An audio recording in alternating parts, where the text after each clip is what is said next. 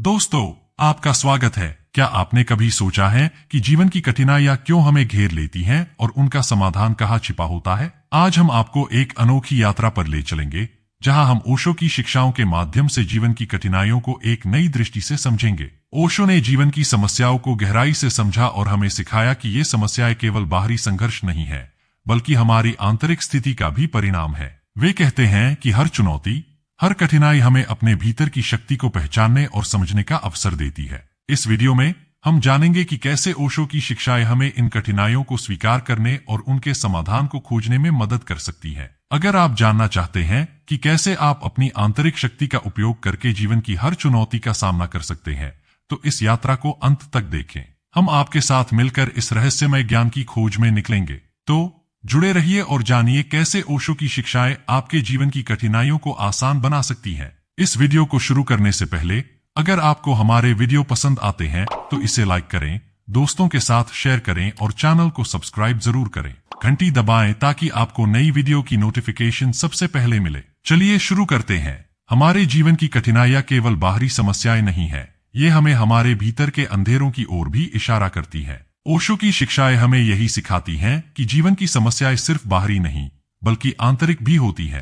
ओशो के अनुसार, जब हम अपनी आंतरिक स्थिति को समझते हैं और स्वीकार करते हैं, तो हम जीवन की बाहरी समस्याओं को भी आसानी से सुलझा सकते हैं। ओशो का कहना है कि जीवन की कठिनाइयां हमें आत्मज्ञान प्राप्त करने का अवसर देती हैं। जब हम इन कठिनाइयों का सामना करते हैं, तो हम अपनी आंतरिक स्थिति को जान सकते हैं और अपने आप को बेहतर तरीके से समझ सकते हैं। ओशो के अनुसार, समस्याएं और कठिनाइयां जीवन का हिस्सा हैं और इन्हें स्वीकार करना ही समाधान की ओर पहला कदम है। ओशो ने यह भी बताया कि जब हम समस्याओं को केवल कठिनाइयां मानते हैं, तो हम उनकी गहराई को नहीं समझ पाते। समस्याओं को चुनौती के रूप में देखना और उनका सामना करना हमें मजबूत बनाता है। ओशो के अनुसार, हर समस्या एक अवसर होती है जो हमें हमारी आंतरिक ताकत और समझ को पहचानने का मौका देती है। उनकी शिक्षाओं के अनुसार, हमें अपने भीतर की गहराइयों में जाकर आत्मज्ञान प्राप्त करना चाहिए। आत्मज्ञान का मतलब केवल बाहरी दुनिया को समझना नहीं है, बल्कि अपने भीतर की सच्चाई को जानना भी है। जब हम अपनी आंतरिक स्थिति को समझते हैं,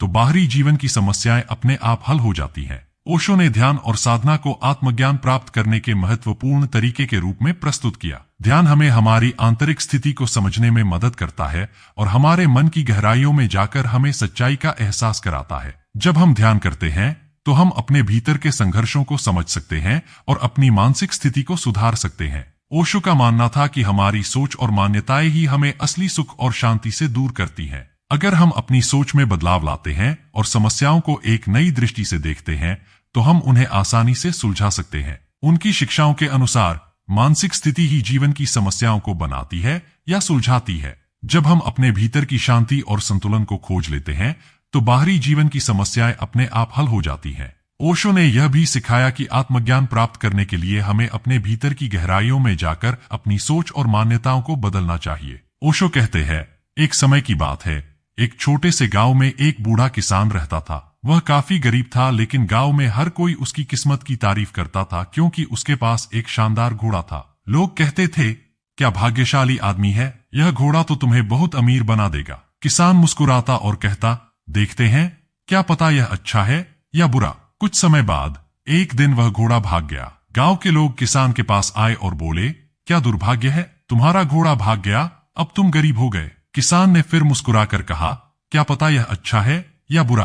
कुछ दिनों बाद वह घोड़ा लौट आया और साथ में कुछ जंगली घोड़े भी लेकर आया। अब किसान के पास कई घोड़े हो गए। गांव के लोग फिर आए और बोले, क्या किस्मत है, अब तो तुम और भी अमीर हो गए। किसान फिर से मुस्कुराया और कहा, क्या पता यह अच्छा है या बुरा। कुछ दिनों बाद किसान का बेटा उन जंगली घोड़ों में से एक को साधने की कोशिश कर रहा था और इसी दौरान वह घोड़े से गिरकर अपना पैर तोड़ बैठा। गांव के लोग फिर आए और बोले, कितना दुर्भाग्यपूर्ण है, अब तुम्हारा बेटा अपंग हो गया। किसान ने वही जवाब दिया, क्या पता यह अच्छा है या बुरा। कुछ समय बाद गांव में युद्ध छिड़ गया और सभी नौजवानों को सेना में भर्ती होने के लिए बुलाया गया। केवल किसान का बेटा, जिसने अपना पैर तोड़ लिया था, युद्ध में जाने से बच गया। गांव के लोग फिर से आए और बोले, तुम कितने भाग्यशाली हो, तुम्हारे बेटे की जान बच गई। किसान ने हमेशा की तरह मुस्कुराते हुए कहा, क्या पता यह अच्छा है या बुरा। ओशो इस कहानी के माध्यम से यह समझाते हैं कि जीवन में जो भी घटनाएं घटती हैं, उन्हें हम सीधे तौर पर अच्छा या बुरा नहीं कह सकते। जीवन की कठिनाइयां या सुख दुख सब अस्थायी होते हैं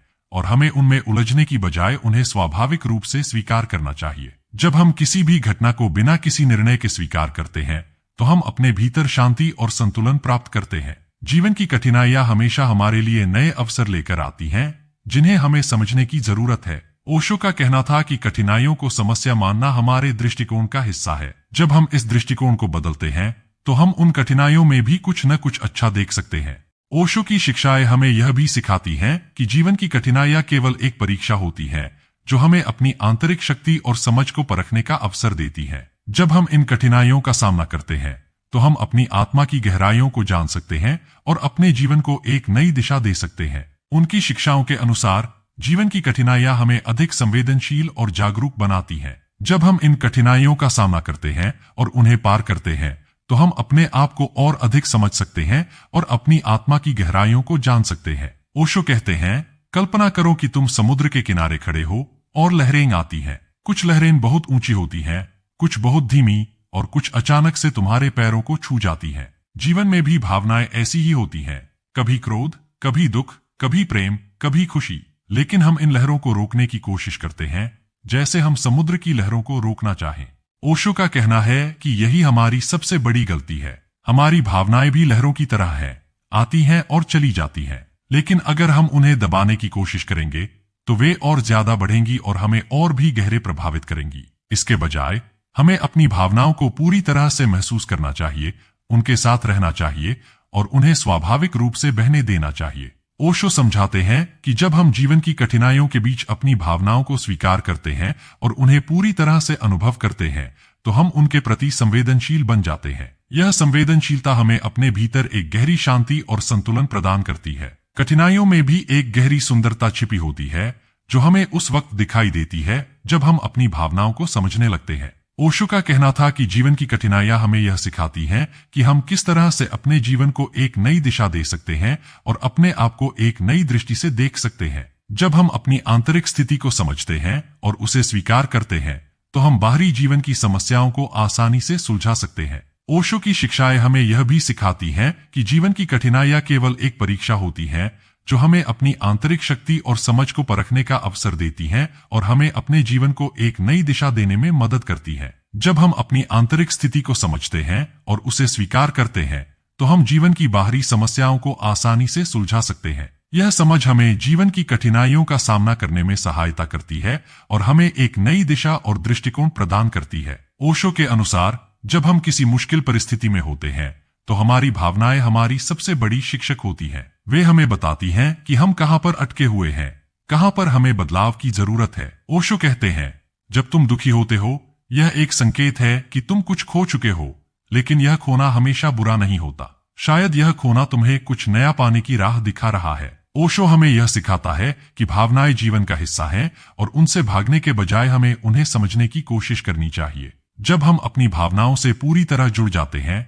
तो जीवन की कठिनाइयां भी आसान लगने लगती हैं। यही ओशो का संदेश था, कठिनाइयां सिर्फ हमें मजबूती प्रदान करती हैं और हमें जीवन के हर पहलू को गहराई से समझने का अवसर देती हैं।